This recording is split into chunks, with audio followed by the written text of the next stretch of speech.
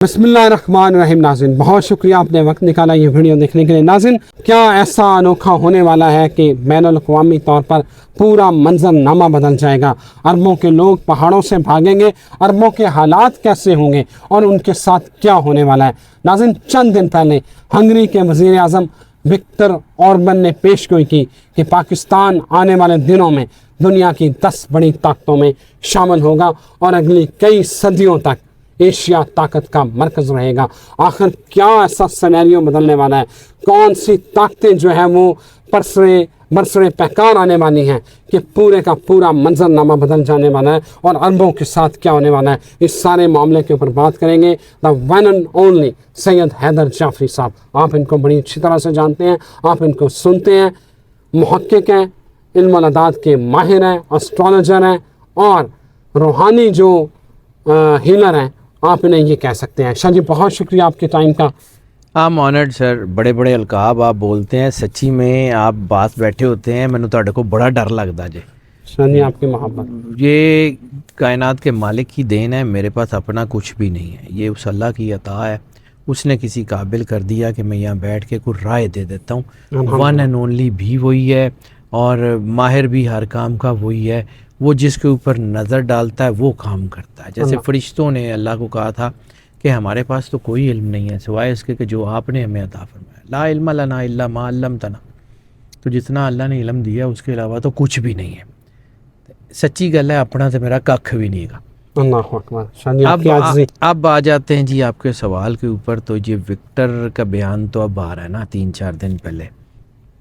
آج سے کچھ 6 صدیاں پہلے نعمت اللہ شاہ ولی نے بھی تو اس سے ملتی جلتی بات کی ہوئی ہے. آج سے کوئی 3 صدیاں 3.25 صدیاں پہلے سخی سلطان بہو کی کتابوں میں بھی تو ایشیا کی صدی کا ذکر ملتا.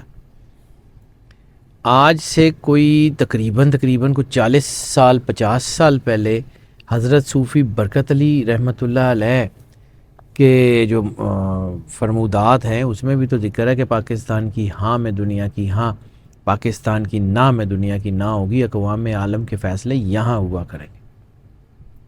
تو یہ وقت تو آنا ہے. میں آپ کو اتنی بار جب بھی میں کوئی پاکستان کی کوئی سیاسی آپ کے ساتھ بات کرتا ہوں تو میں نے اکثر شاید یہ کہا ہے, کلیم کرنے کے لیے نہیں ویسے ہی یاد دہانی کے لیے کہہ رہا ہوں کہ مجھے اس بات کا ایمان کی حد تک یقین ہے کہ پاکستان میرے اور آپ کے بچوں کے لیے بہت اچھا ملک ہے. اللہ اکبر. یہ بہت اچھا ملک ہے. اصل میں پاکستان کی بھی کلینزنگ ہو رہی ہے اور یہ سارے کے سارے افریت اور سارے کے سارے بڑے بڑے جو وہ کیا سمجھ رہے ہیں کہ کوئی دیو جو اس ملک کو چمٹے ہوئے ہیں, وہ جیسے علامہ صاحب نے کہا تھا کہ وہ ایک ہے کہ دیو استبداد ہے, اس کی کبا کے نگی مجھے بھول گیا اس کا پورا مصرع, کہ یہ جو استبداد کا دیو ہے نا وہ یہ جو آزادی کی رنگین پری ہے نا اس کے کپڑوں کے اندر استبداد کا دیو ہے. تو وہ جو دیو ہے نا اب اس کے نکلنے کی ٹائم آ گیا ہوا ہے. اللہ اکبر. تو اب واقعی میں مطلب یہ سیاسی نعرے کے طور پہ نہیں, واقعی میں پاکستان کی لبریشن کا ٹائم آ گیا اور وہ ہوگا. دنیا کی کوئی طاقت اس کو روک نہیں سکتی. پاکستان وہی خطہ ہے جس کے بارے میں واصف علی واصف صاحب نے کہا تھا کہ پاکستان نور ہے اور اس کو زوال نہیں. اللہ اکبر.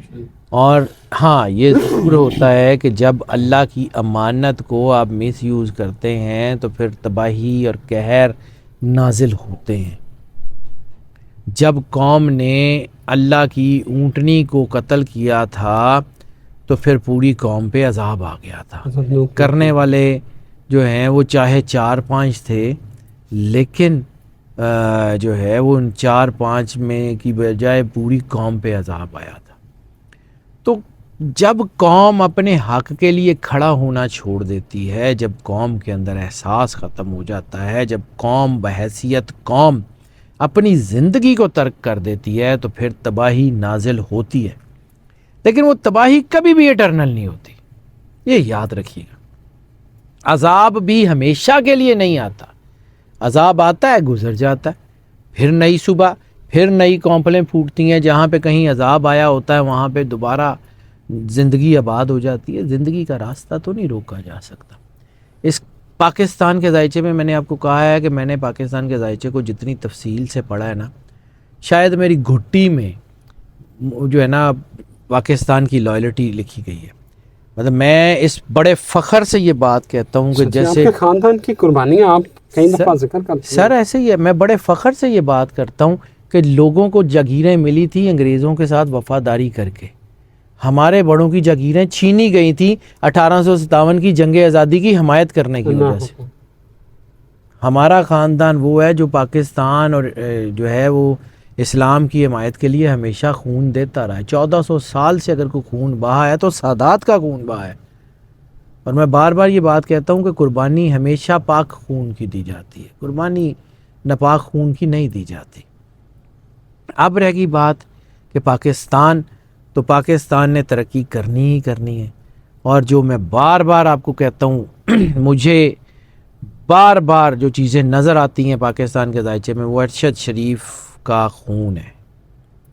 بہت سارے شہید اس قوم نے دیے ہیں. قائد اعظم محمد علی جناح سے بڑا شہید کوئی نہیں، فاطمہ جناح سے بڑی شہید کوئی نہیں، لیاقت علی خان سے بڑا شہید کوئی نہیں. بہت سارے شہید ہیں، نشان حیدر بھی ہیں، ہماری فورسز میں بھی بہت بڑے بڑے لوگ دیے ہیں.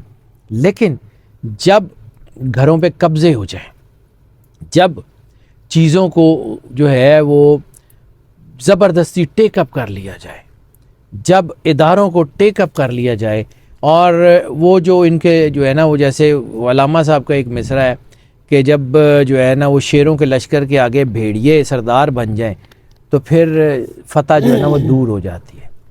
قائد اعظم محمد علی جناح کے قتل کے بعد 48 سے 66 ایئرز کے لیے اس قوم کے اوپر زوال لکھ دیا گیا تھا، جس میں سے زیادہ تر وقت آپ نے دیکھا کہ وہ 66 ایئرز زیادہ تر وقت جو ہے وہ ڈکٹیٹرشپس میں گزرا. ترقی ہوئی بھی تو وہ والی ترقی تھی کہ جس نے بظاہر شکل تو بڑی خوبصورت تھی لیکن اس کے بھیانک نتائج اس ملک پہ پڑتے چلے گئے.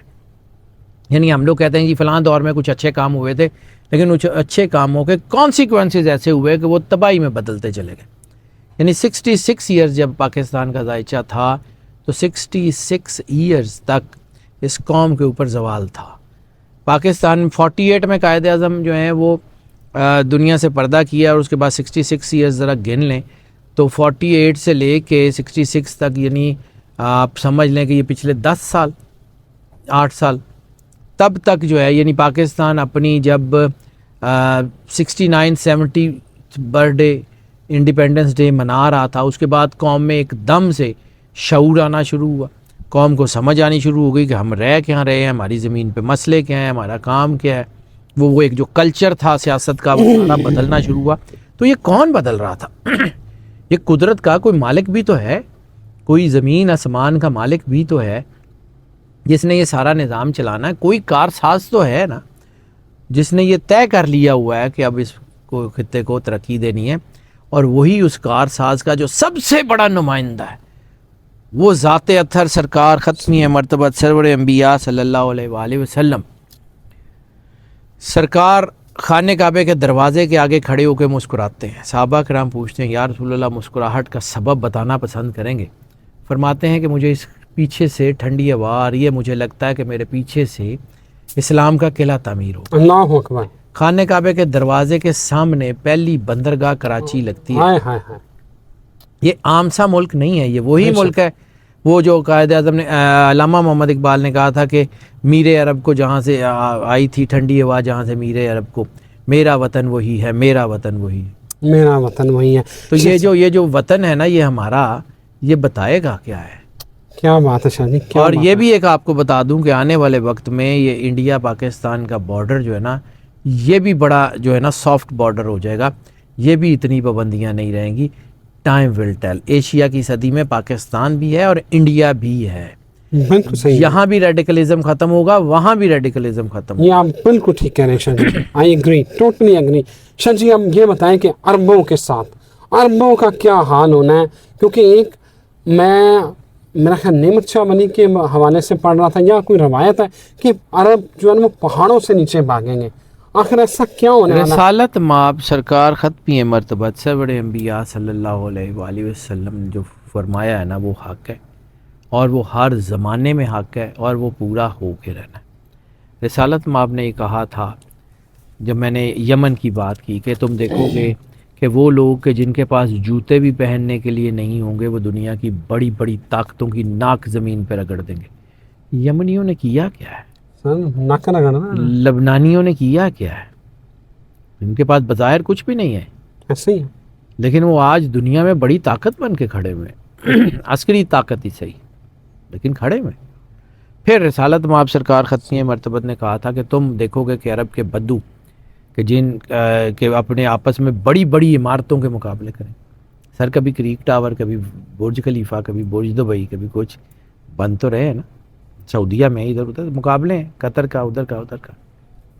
اور ایک اور چیز جو سب سے اہم ترین ہے جس کو ڈینائی نہیں کیا جا سکتا وہ ہے کہ خطہ عرب اس وقت تک تباہ نہیں ہوگا جب تک یہ بت پرستوں سے مل کے بت پرستی شروع نہ کر دیں۔ شان مرشد ہور کی ہونی ہے سر میں یہ بڑے کسی وجہ سے کہہ رہا ہوں، رسالت مآب نے جو کہا ہے سرور انبیاء صلی اللہ علیہ وآلہ وسلم کا کہا ہر زمانے کے لیے حق ہے، کوئی شک نہیں، اور یہ اسی طرف چیزیں جا رہی ہیں۔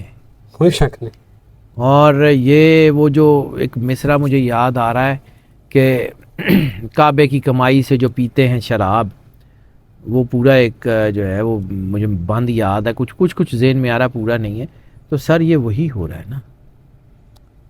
رسالت مآب نے کیا کہا تھا کہ دجال جو ہے وہ مدینے میں داخل نہیں ہو سکا تھا، مدینے میں داخل نہیں ہو سکتا، لیکن آپ اگر میقات کی حدود کے اندر، کیونکہ جب میں اکثر اللہ بلا لیتا ہے اس کی مہربانی ہے، میری اوقات تو کوئی نہیں ہے، تو گناہ گار آدمی ہوں، لیکن اگر بلا لیتا ہے تو جب میں پہلے کہیں آج سے 10-15 سال پہلے خانہ کعبہ کی حدود میں میقات میں داخل ہوتے تھے تو بورڈ لگے ہوتے تھے کہ یہ غیر مسلموں کے لیے یہ راستے، مسلمانوں کے لیے یہ راستے، ٹھیک ہے۔ میقات کی حدود کے باہر سے راستہ جاتا تھا، سب ختم کر دیے ہیں، کوئی بورڈ ایسا نہیں ہے۔ وہ اس میں لکھا ہوتا ہے، جب وہ میں کیونکہ عمرے پہ جب گیا ہوں تو ٹرین کی میں ٹکٹ کروانے لگا تو انہوں نے کہا کہ وہ کیونکہ آپ کو پتہ ہے کہ حرم کے پاس اتارتی ہے مکہ میں، تو انہوں نے لکھا ہوتا کہ یہ حدود جو ہے وہ غیر مسلموں کے لیے نہیں ہے، وہ نوٹیفیکیشن ہوتے ہیں سر، ہوتے ہیں لیکن میں نے ویسے دیکھا نہیں ہے کہیں بورڈ سارے بہت ہوتے تھے، اب وہ کہیں چلیں اس میں بورڈ نہیں دیکھا میں نے۔ پھر آپ نے ایک اور چیز دیکھی ہوگی، میقات کی حدود کے اندر تھا پہلے تو اسے، اب تو صرف اسے حرم کی حدود کے اندر کر دیا ہے نا۔ حرم کی حدود اور میقات کی حدود میں بڑا فرق ہوتا ہے، ٹھیک ہے۔ میقات کی حدود جو تھی وہ جدے میں بھی بہت سارے لوگ نہیں ہوتے تھے غیر مسلم، میقات کی حدود کی بات کر رہا ہوں، ٹھیک ہے۔ اب سرور انبیاء صلی اللہ علیہ وآلہ وسلم کے روضہ اطہر کے اوپر یہ پچھلے دنوں آپ ویڈیو دیکھ ہی رہے ہوں گے کہ وہ سکھ اور ہندو گئے، ہاں وہ وزٹ کیا انہوں نے، وہ میں دیکھی ہے۔ تو کیا آپ کا کیا خیال ہے کہ یہ، اور پھر وہ جو ہے وہ اس وقت جو دنیا کی بہت بڑی طاقتیں ہیں جو اپنے آپ کو بڑا ایکوپڈ کر کے بیٹھی ہوئی ہیں کہ عیسیٰ علیہ السلام آئیں گے اور امام مہدی آئیں گے تو ہم کریں گے، تو سر اگر نیگیٹو طاقتیں اتنی تگڑی ہیں تو روحانی طاقتوں نے چوڑیاں تو نہیں پہنی، اللہ اکبر، بالکل صحیح ہے۔ روحانی طاقتوں کو بالکل پتہ ہے، اور لیکن یہ ہے کہ ان کو چونکہ تیاری کرنے میں کئی سال لگ جاتے ہیں، ادھر اللہ خود کار ساز ہے، واحد کار ساز ہے، وہ ایک اشارے پہ سارا کچھ کھڑا کر دیتا ہے مقابلے پہ، تو اس لیے روحانی طاقتیں ذرا اس وقت پیچھے ہیں، لوگوں کو لگ رہا ہے کہ وہ نہیں ہیں، وہ بالکل ہیں، ایک اشارے کی دیر ہے شاہ جی مندر سارا سینیریو، مندر کی جو افتتاح ہوا ہے سر مندر پوجا سب کچھ چل رہا ہے نا، اللہ کی مرضی ہے۔ یہ کائنات میں جو چیزیں اللہ کو سخت ناپسند ہیں اس میں بت پرستی ہے، ٹھیک ہے۔ بت شکنی کی وجہ سے مسلمان جو تھے وہ دنیا میں اپرائٹ تھے، آگے بڑھتے تھے، آج بت گری میں علامہ صاحب کا شکوہ اور جواب شکوہ بھول گیا ہے۔ اللہ اکبر، سر قدرت کا نظام ہے، یہ ایسے ہی ہے اور یہ ہونا ہے، آپ دیکھیے گا ہوتا کیا ہے، ہوتا کیا ہے۔ بہت شکریہ شاہ جی، بہت شکریہ۔ انشاءاللہ مجھے لگتا ہے کہ حالات اچھے ہوں گے، لیکن یہ خطہ عرب، اور ایک اور چیز، سوری آپ کی بات کاٹ رہا ہوں، وہ جو رسالت مآب کا ایک اور فرمان ہے کہ فرات سے سونے کا پہاڑ نکلے گا، اور وہ تم میں سے اگر کوئی ہو تو اس کو مت لینا، وہ جو جہاں جو قومیں اس سونے کے پہاڑ پہ لڑیں گی، سر ان قریب دیکھ لینا وہ بھی ہو رہا ہے، وہ بھی ہوگا۔ یہ آپ نے بڑے پہلے جو ہے ہم اس کو ڈسکس کیا تھا۔ بہت شکریہ شاہ جی، آج شاہ جی نے دل خوش کر دیا ہے، مزہ آ گیا ہے کہ آپ نے مایوس نہیں ہونا، انشاءاللہ ایشیا کی صدی آنے والی ہے, ہمارا اچھا وقت آئے گا, ضرور آئے گا. اجازت دیں, شاہ جی کے ساتھ ایک نئی ویڈیو کے ساتھ حاضر ہوتے ہیں. اللہ حافظ.